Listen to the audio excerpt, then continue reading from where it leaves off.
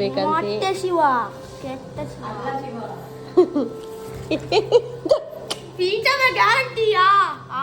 Next time full ಗೀಸಾವೆ ಇತ್ತಿ ಚೂರ ಅನ್ನಲ್ಲ ಪೂಜಲ್ ದೀಪ ದೇತ ಪೂರ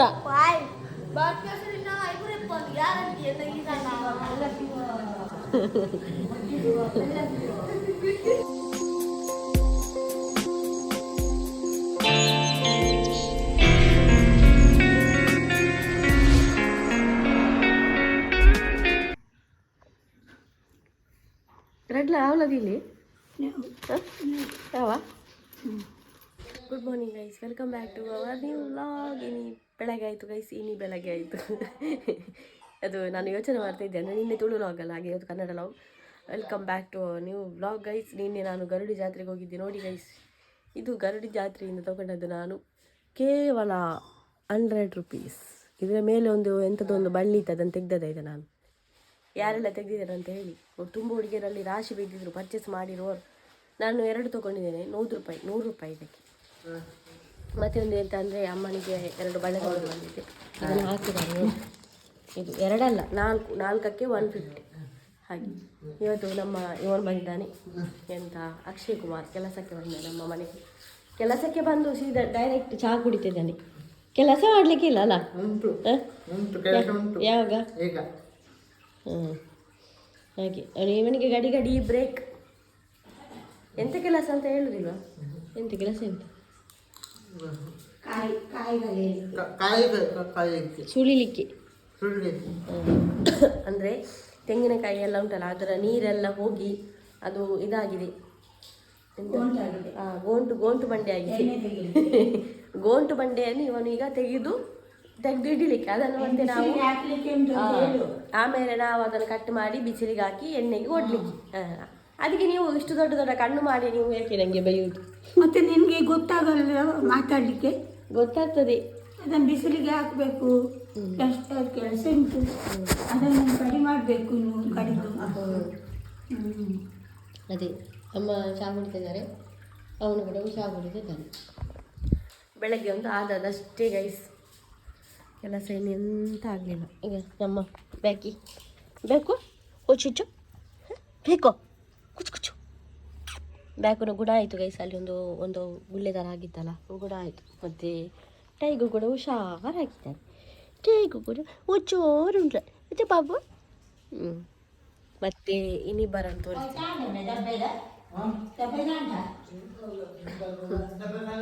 ನೋಡಿ. ಮರಿ ಕಾಣ್ಬೋದು. ಮರಿ ಇಲ್ಲಿ ತನಕ ಬಂದಿದೆ. ಪುಟ್ಟ ಭತ್ತ ನಾವ ಬಾಬಾ ಇದೆ. ಹಾಲು ಕೊಟ್ಟಿದ್ದೇನೆ, ಆದರೂ ಸಾಕಾಗೋದಿಲ್ಲ ಏನೋ ಹಾಗೆ. ಸ್ವಲ್ಪ ತಿಂತದೆ ಗೈಸ್ ಫುಡ್ಡು. ಮತ್ತು ನಮ್ಮ ಮಿಂಚು ರಾಣಿ ಇಲ್ಲಿದ್ದಾಳೆ. ಮಿಂಚ ಮಿಂಚ ಮತ್ತೊಬ್ಬ ನಮ್ಮ ಕುಟ್ಟ ಇಲ್ಲಿದ್ದಾನೆ ನೋಡಿ. ಅವನು ಹೊರಗಡೆ ಕೂತಿದ್ದಾನೆ. ಅವನಿಗೆ ಬೆಳಗ್ಗೆಯೇ ಒಳಗಡೆ ಹೋಗ್ಬೇಕು. ಅವನಿಗೆ ತುಂಬ ಖುಷಿ, ಅವನಿಗೆ ಹೊರಗಡೆ ಹೋಗುದಂತ. ಇದನ್ನು ತೆಗಿಲಿಕ್ಕೆ ಬಂದದ ಅವನು. ಇಷ್ಟು ತುಂಬ ಉಂಟು, 1-2 ಗೋಣಿಯನ್ನು ಉಂಟು ಇತ್ತದು. ಟಕ ಸೌಂಡ್ ಆಗೋದು. ಇದರೊಳಗೆ ಬಾಲ್ ಹಾಗೆ ಇದನ್ನು ಇದು ಮಾಡಿ ಅದನ್ನು ತೆಗೆದು ಕಟ್ ಮಾಡಿ ಒಣಗಿಸೋದು. ನೋಡಿ ಆಮೇಲೆ ತೋರಿಸ್ತೇನೆ ನಾನು. ಗೊತ್ತಿರ್ತದೆ ಎಲ್ಲರಿಗೆ, ಸಿಟಿಯವರಿಗೆ ಅಷ್ಟೇ ಗೊತ್ತಿರೋದಿಲ್ಲ, ಮತ್ತು ಹಳ್ಳಿಯವರಿಗೆಲ್ಲರಿಗೂ ಗೊತ್ತುಂಟು. ಸಿಗ್ತೇನೆ ಗೈಸ್. ಆಮೇಲೆ ತುಂಬ ಕೆಲಸ ಉಂಟು ನನಗೆ, ಒರೆಸ್ಲಿಕ್ಕೆ, ಗುಡಿಸ್ಲಿಕ್ಕೆ, ಬಟ್ಟೆ ಒಗ್ದು. ಆಮೇಲೆ ಸಿಗುವ ಗೈಸ್. ಅಕ್ಷಯ್ಗೆ ಚಹಾ ಆಗ್ತಾ ಉಂಟು. ಚಪಾತಿ ತಿನ್ನಾ ಉಪ್ಪಡ್. ನನಗೊಂದು ಹೇಳಲಿಕ್ಕಿತ್ತು, ಎಂತ ಅಂದರೆ ಮೊನ್ನೆನೇ ಹೇಳಬೇಕಿತ್ತು, ಆದರೆ ಈಗ ಬಿಗ್ ಬಾಸ್ ಮುಗಿತಾ ಬಂತು, ಈಗ ಒಂದು ಹೇಳುವಂತಾಯಿತು. ನಮ್ಮ ಇಲ್ಲಿನ ಊರಿನ ಹುಡುಗಿ ಬಿಗ್ ಬಾಸಲ್ಲಿ ಇದ್ದಾಳೆ, ಗೊತ್ತಿರ್ಬೋದು ಎಲ್ಲರಿಗೂ, ರಕ್ಷಿತಾ ಶೆಟ್ಟಿ. ನೀವು ಫಸ್ಟಿಂದ ನೋಡ್ತಾ ಇರ್ಬೋದು, ಅಂದರೆ ಬ್ಲಾಗ್ಸ್ ಎಲ್ಲರೂ ನೋಡಿರ್ಬೋದು. ಆದರೆ ಬ್ಲಾಗಲ್ಲಿ ಹೇಗಿರ್ತಾರೆ, ರಿಯಲಲ್ಲಿ ಹೇಗಿರ್ತಾರೆ ಅಂತೆಲ್ಲ ಗೊತ್ತಿರೋದಿಲ್ಲ. ಈಗ ನೀವು ಒಂದು ಬಿಗ್ ಬಾಸ್ ಅಂದರೆ ವ್ಯಕ್ತಿತ್ವದ ಗೇಮ್ ಅಂತ ಹೇಳ್ತಾರೆ. ಮೊನ್ನೆಯಿಂದ ಅವಳನ್ನೇ ಸ್ಟಾರ್ಟಿಂಗಿಂದ ಈಗ ನೋಡ್ತಾ ಇರ್ಬೋದು ಎಲ್ಲರೂ. ಅವಳು ಏನು ಗೊತ್ತಾ, ಸಿಂಪಲ್ ಜನ, ಮತ್ತು ಏನು ಇಲ್ಲಿ ಇದ್ರುಂಟಲ್ಲ, ಇಲ್ಲಿ ಇಟ್ಕೊಳ್ಳೋದಿಲ್ಲ. ಈ ಬೇರೆಯವರಿಗೆ ಬೇಜಾರಾಗಲಿ ಎಂತಾರೆ, ಇಲ್ಲಿ ಕಲ್ಮಶ ಇಲ್ಲದೆ ಹೇಳಿಬಿಡ್ತಾಳೆ ಅಂಥ ಹುಡುಗಿ. ನೀವು ನೋಡ್ತಾ ಇರ್ಬೋದು. ಇದರಲ್ಲಿ ಕಪಟ, ಮೋಸ, ಅದು ಇದು ಎಂತ ಇಲ್ಲ ಅವಳಿಗೆ. ಮನಸ್ಸೆಲ್ಲ ಒಳ್ಳೆಯದು. ಬೇರೆಯವರು ಇರ್ತಾರಲ್ಲ, ಅವರನ್ನು ಅವಳು ಏನು ಹೇಳ್ತಾರೆ ನೋಡಿ, ಎದುರಿನವರು ಕೆಟ್ಟವರಾದರೂ ಅವರು ಹೇಳುವುದೆಲ್ಲ ಇವಳು ನಂಬ್ತಾಳೆ. ಅಂಥ ಜನ ಅಂದರೆ ಮನಸ್ಸು ಮುಗ್ಧ ಮನಸ್ಸಲ್ಲ, ಯಾರು ಹೇಳಿದ್ರು ನಂಬ್ತಾಳೆ, ಯಾರು ಎಂತ ಹೇಳಿದ್ರು ಮತ್ತೆ ಗೊತ್ತಾಗೋದು ಲಾಸ್ಟಿಗೆ ಅಪ್ಪ ಇವರು ಇಂಥವರು. ನೀವು ಬಿಗ್ ಬಾಸಲ್ಲೇ ನೋಡಿರ್ಬೋದು ಅಂಥದ್ದೆಲ್ಲ ಒಂದು ಗೇಮ್ಸನ್ನೆಲ್ಲ. ಹಾಗೆ ತುಂಬ ಒಳ್ಳೆ ಹುಡುಗಿ ಕೂಡ, ನೀವು ಅವಳ ಚಾನಲನ್ನು ಕೂಡ ನೋಡಿರ್ಬೋದು. ನಾನು ಅಲ್ಲ ಹೇಳುವ, ನಾನು ಹೇಳೋದಕ್ಕಿಂತ ಮುಂಚೆ ಎಲ್ಲರಿಗೂ ಅವಳ ಮೇಲೆ ತುಂಬ ಪ್ರೀತಿ ಉಂಟು, ಹಾಗಂತಲ್ಲ.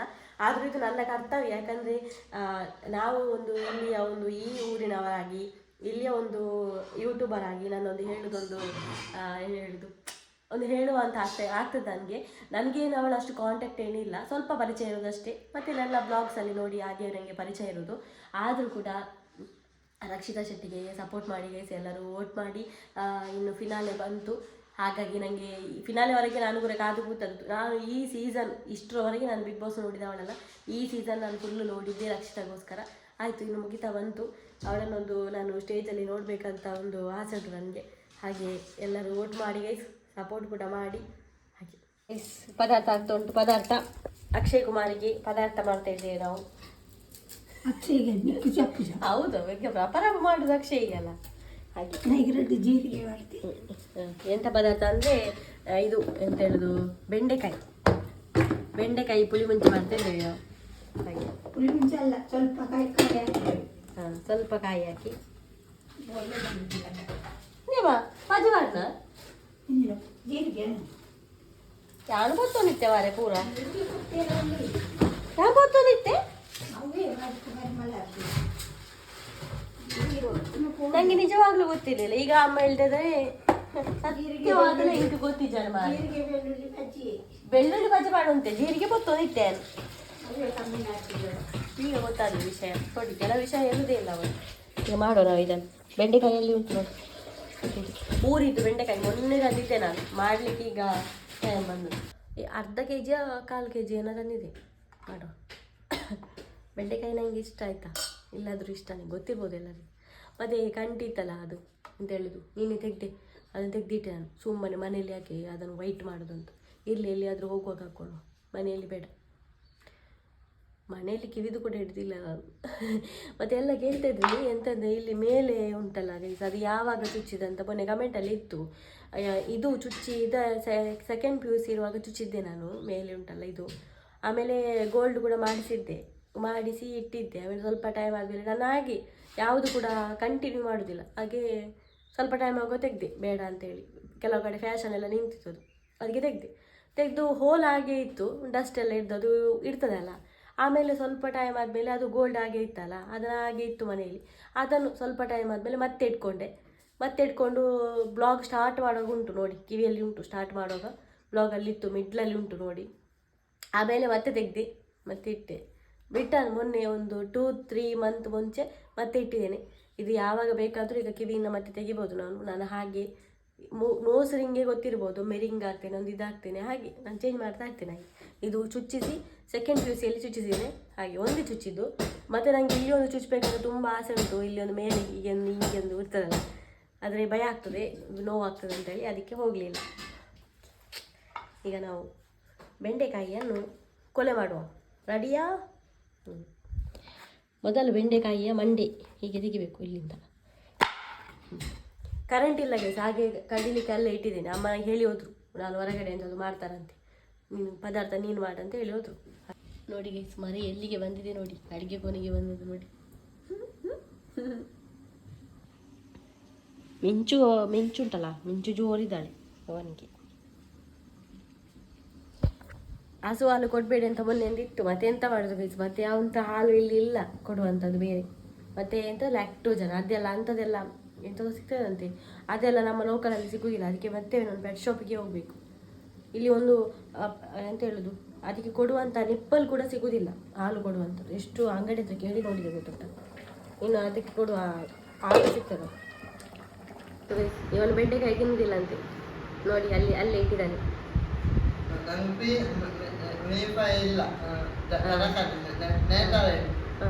ಅವನಿಗೆ ಶಬರಿಮಲೆಗೆಲ್ಲ ಹೋಗ್ತಾರಲ್ಲ, ಅದಕ್ಕೆ ಅದು ಕೊಡ್ತಾರೆ.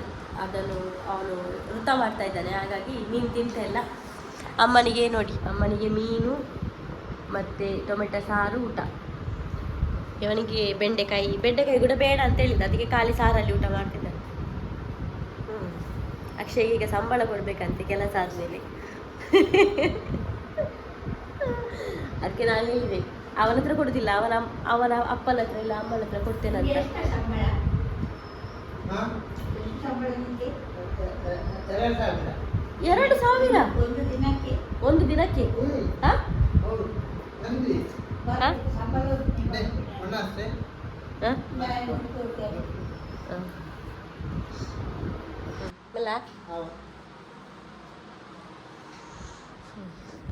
ನಾನು ಕೂಡ ಊಟ ಮಾಡಿ, ನಮ್ಮ ಬೆಕ್ಕು ಕೂಡ ಊಟ ಮಾಡ್ತಾ ಉಂಟು ನೋಡಿ. ಅದಕ್ಕೆ ಬೆಕ್ಕಿಗೆ ಈಗ ಬಿಸ್ಕಾಸ್ ಹಾಕೋದು ಬೇಸ್, ಅದೇ ಬೆಸ್ಟ್. ಹೊಟ್ಟೆ ಸರಿ ಉಂಟು ಈಗ ಅದ್ರದ್ದು. ಮತ್ತೆ ಇದಕ್ಕಿಂತ ಮುಂಚೆ ಮಿಯಾವ್ ಹಾಕುವಾಗ ಸರಿ ಇರಲಿಲ್ಲ, ಮತ್ತೆ ಪ್ಯೂರಿ ಪೆಟ್ ಅಂತ ಏನೋ ಇತ್ತಲ್ಲ ಅದು ಹಾಕಿದ್ದೆ, ಅದು ಸರಿ ಇರಲಿಲ್ಲ. ಮತ್ತೆ ಒಂದು ನಾನು ಥಿಂಕ್ ಮಾಡಿದೆ, ನಾನೀಗ ಎಲ್ಲಿಯಾದರೂ ಹೋಗ್ತೇನಲ್ಲ, ನನಗೆ ಜಾಸ್ತಿ ಹುಡುಗಿಯರು ಫ್ಯಾನ್ಸ್ ಜಾಸ್ತಿ ಅಂತ. ಯಾಕಂದರೆ ಇಲ್ಲಿವರೆಗೆ ಒಂದು ಹುಡುಗರು ಬಂದು ನಾನು ನಿಮ್ಮ ವೀಡಿಯೋ ನೋಡ್ತೇನೆ ಅಂತ ಮಾತಾಡಿದವರು ಭಾರಿ ವಿರಳ ಅಂದರೆ ಒಂದು 10 ಇರ್ಬೋದಾ ಅಂತ. 2 ಇಯರ್ಸಲ್ಲಿ ಒಂದು 10 ಜನ ಇರ್ಬೋದು ನನ್ನ ಹತ್ರ ಬಂದು ಮಾತಾಡಿದವರು. ಮತ್ತೆಲ್ಲ ಜಾಸ್ತಿಯಾಗಿ ಅಮ್ಮನ ಪ್ರಾಯದವರು, ಮತ್ತು ನನ್ನ ಆಂಟಿಯ ಪ್ರಾಯದವರು, ಅಕ್ಕನ ಥರ, ತಂಗಿ ಥರ, ಸಣ್ಣ ಹುಡುಗಿ ಮಕ್ಕಳು ಅಂಥವರದ್ದೇ ಮಾತಾಡಿರುವವರು. ಮತ್ತು ಹುಡುಗರಿಗೇನೋ ಒಂದು ತುಂಬ ನಾಚಿಕೆ ಸಂಕೋಚ ಆಗ್ತದೆ ನನ್ನ ಹತ್ರ ಮಾತಾಡಲಿಕ್ಕೆ. ಆದರೆ ನನಗೆ ಸಿಗಲೇ ಇಲ್ಲ ಇಷ್ಟರವರೆಗೆ. ಅಲ್ಲ ಅವರಿಗೆ ಒಂಥರ ಆಗ್ತದೆ ಅಂತ ನನ್ನ ಹತ್ರ ಮಾತಾಡಲಿಕ್ಕೆ. ಅಂದರೆ ನಾನು ಕೂಡ ಹೋಗುವಾಗ ಯಾರಾದರೂ ಹುಡುಗಿಯರ ಜೊತೆ ಹೋಗ್ತಾ ಇರ್ತೇನಲ್ಲ, ಹಾಗೆ ಇರ್ಬೋದೇನ ಮತ್ತೆ ಗೊತ್ತಿಲ್ಲ. ಆಯಿತು ಗೈಸ್, ನಮ್ಮದೆಲ್ಲ ಕಂಪ್ಲೀಟ್ ಆಗ್ತಾ ಬಂತು. ಸಾಯಂಕಾಲ ಆಯಿತು. ಇಷ್ಟಲ್ಲ, ಅಲ್ಲಿ ಉಂಟು ಬಾಕಿದೆಲ್ಲ. ಇದು ಲಾಸ್ಟ್ ತೆಂಗಿನಕಾಯಿ ಅಲ್ಲಣ್ಣ? ಹಾಂ, ಇಲ್ಲಿಗೆ ಆಯಿತು. ಹಾಂ, ಶೂರದ ಇಷ್ಟು ಸಿಕ್ಕಿತು ಗೈಸ್ ನೋಡಿ. ಇದರಲ್ಲಿ ಅಂದರೆ ಟಿಪ್ಪಿ ಕೂಡ ಇದರಲ್ಲಿ ಉಂಟು, ತೆಗಿಲಿಕ್ಕಾಗೋದಿಲ್ಲ ಈಗ, ಯಾಕಂದರೆ ಹಸಿ ಅಲ್ಲ ನಮಗೆ. ಇನ್ನೆರಡು ಆಫ್ ಮಾಡಿ ಸ್ಲ್ಯಾಪಲ್ಲಿ ಕೊಂಡೋಗಿ ಹಾಕಬೇಕು. ಈಗ ಅಕ್ಷಯ್ ಕುಮಾರಿಗೆ ಛಾಯೆ ಕೊಡಬೇಕು ನಾನು. 3:30 ಆಗ್ತಾ ಉಂಟು.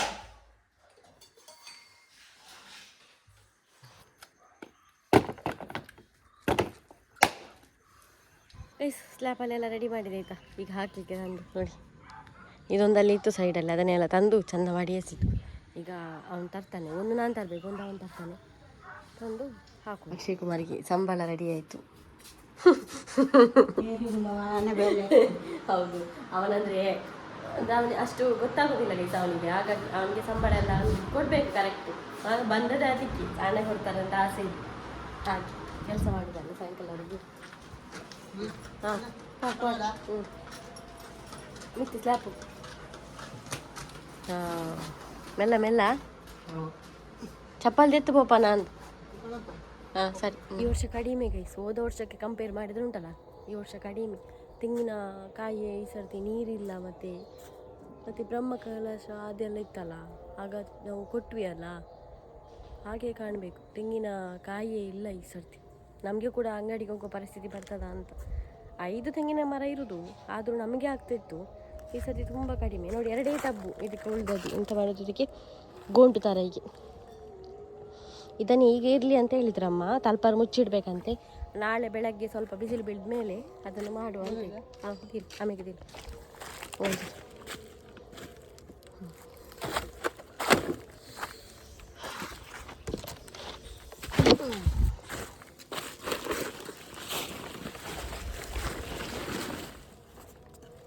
ಈಗ ಮುಚ್ಚಿ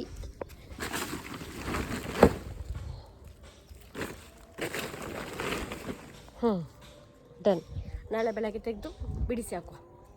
ಈಗ ಅಕ್ಷಯ್ ಕುಮಾರಿಗೆ ಸಂಬಳ ಕೊಡು.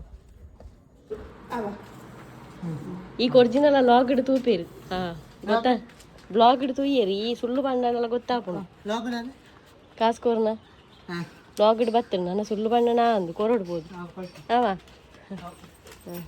ಮೊನ್ನೆ ಬಕ್ಕದ ಬೋಡಲ್ಲ ಕೊರ್ದು ಅವ. ಅದು ಮೊನ್ನೆ ಒಂದು ದಿವಸ ಹಾಗೆ ಆಗಿದೆ ಅಂಗಡಿ ಸ್ಯಾಲ್ರಿ ಕೊಟ್ಟರೆ ಖರ್ಚು ಮಾಡಿ ಸಂಗಡಿಗೆ ಅಂಗಡಿಗೆ ಹೋಗಿ ಎಲ್ಲ ತಿನ್ನೋದು ಅವನು. ಹಾಗೆ ಮತ್ತೆ ಎಂತ ಖರ್ಚಿಲ್ಲ, ತಿನ್ನೋದು ಜಾಸ್ತಿ ಅಂಗಡಿಗೆಲ್ಲ. ಅದಕ್ಕೆ ಹಾಗೆ ಎದುರಿಸೋದು, ಮನೆಯಲ್ಲಿ ಕೊಡು ಅಂತ ಹೇಳಿ. ನೋಡಿ ಗೈಸ್, ಬೆಕ್ಕು ಅದೇ ತಿಂತ ಉಂಟು ಫಸ್ಟ್ ಟೈಮ್.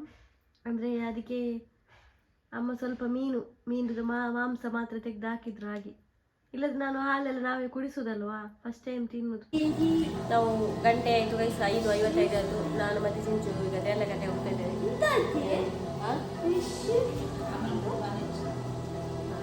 ಇವನಿಗೆ ಒಂದು 2 ಬುಕ್ಸ್ ಆಗಬೇಕು, ಅದಕ್ಕೆ ಹೋಗಿ. ಇವನದು ಯಾವಾಗಲೂ ಇದ್ದದ್ದೇ, ಬಂದು ಕತ್ತಲಾಗುವಾಗ ಹೇಳ್ತಾನೆ ಎಂತ ಬೇಕಾದ್ರು. ಇಷ್ಟೊತ್ತು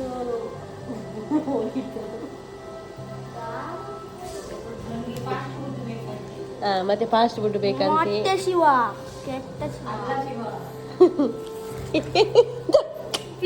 ಗ್ಯಾರಂಟಿಯಾ ನೆಕ್ಸ್ಟ್ ಟೈಮು ಫುಲ್ಲು ಗೀಸಾವೆ ಇತ್ತಿ ಚೂರಾಣಲ್ಲ ಕುಜಲ್ ದೀಪ ದೇತ ಪೂರ